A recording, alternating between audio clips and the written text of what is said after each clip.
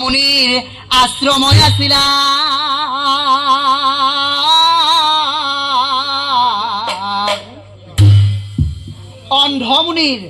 অন্ধমুনিৰ ভাৰ্যাৰ নাম আছিল জ্ঞানৱতী। তেওঁৰ এই ভাৰ্যাও আছিল অন্ধ আৰু অন্ধ দম্পতীৰ সিন্ধু নামেই আছিল পুত্ৰ। সিন্ধু মুনিয়ে অন্ধ পিতৃ মাতৃক অতি কষ্টে কৰিছিল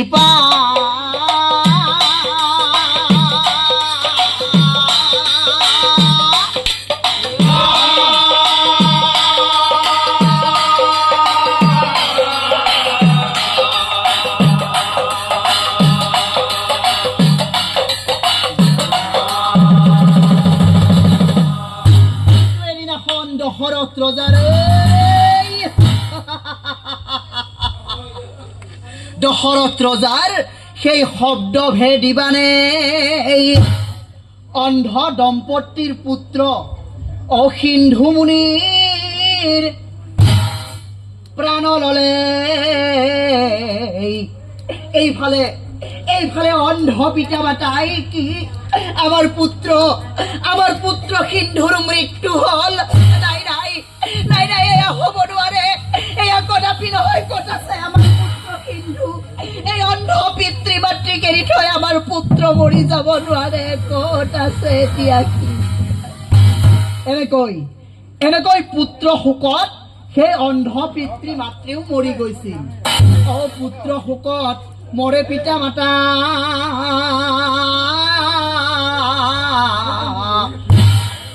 এতিয়া দশৰথ ৰজাই উপায়হীন হৈ ৰজাই সাজিলন্ত এক চিতা আৰু সেই তিনিওটা মৰাশ অন্ধমুনিৰ ভাৰ্যা আৰু তেওঁলোকৰ পুত্ৰৰ মৰাশ এখন চিতাতেই উঠা।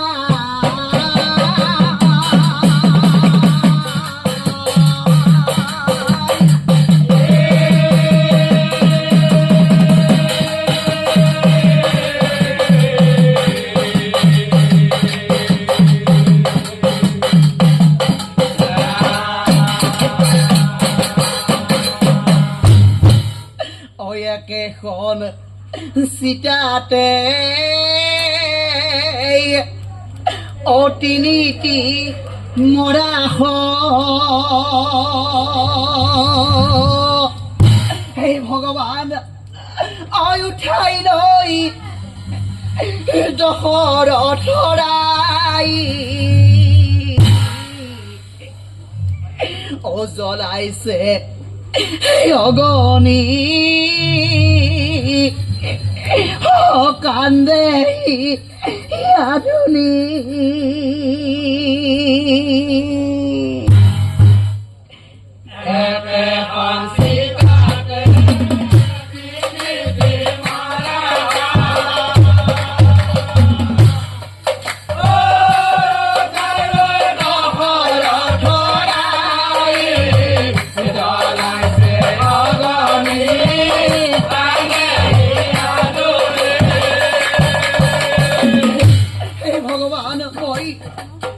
মই এতিয়া কলৈ যাম ভগৱান? এই তিনিটাকৈ মৰাশ সৎকাৰ কৰি মই কলৈ যাম? কলৈ যাওঁ কি কৰো ভাবি নাপাওঁ মই। হত্যা মহাপাপ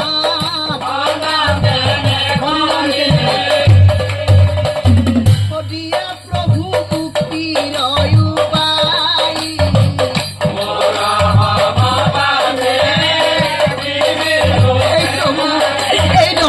ৰজাৰ দৰে আৰু কোনো মহাপাপী নাই প্ৰভু।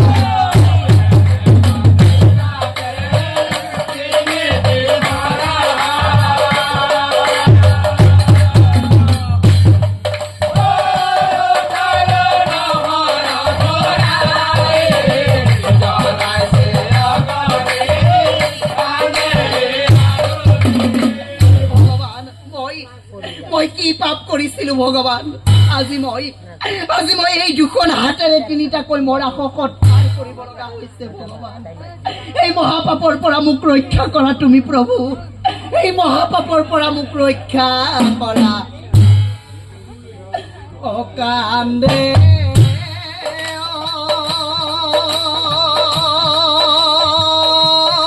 ৰজাই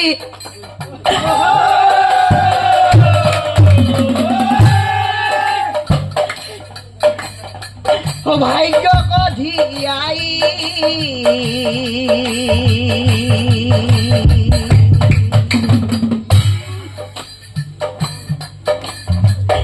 কান্দে নৰপতি উদ্ধাৰ কৰি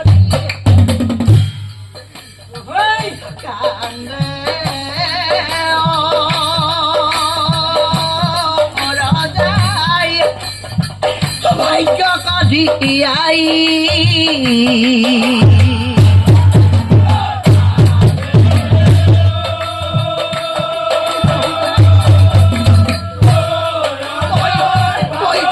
কৰিছিলো ভগৱান আজি মোৰ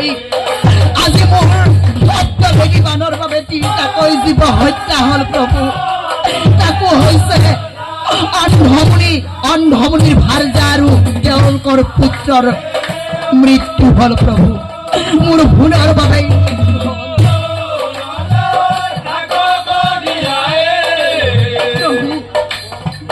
নাজানিয়া প্ৰভু মই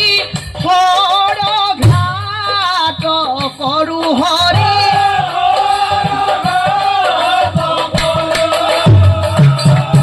আৰু আজি মোৰ শব্দ ভেদি মানে আজি সিন্ধু কবধিলো হৰি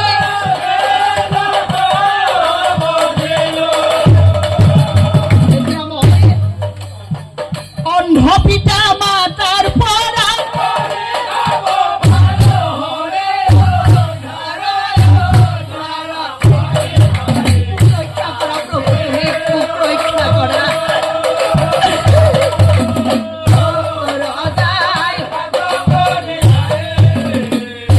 প্ৰাইস ওই অভিশাপে আশীৰ্বাদ হইল অন্তৰ যাৰ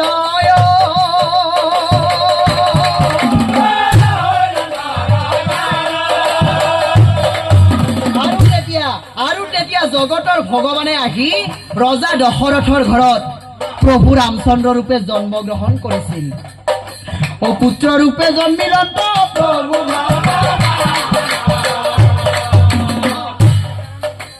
পুত্ৰ ৰূপে জন্মিল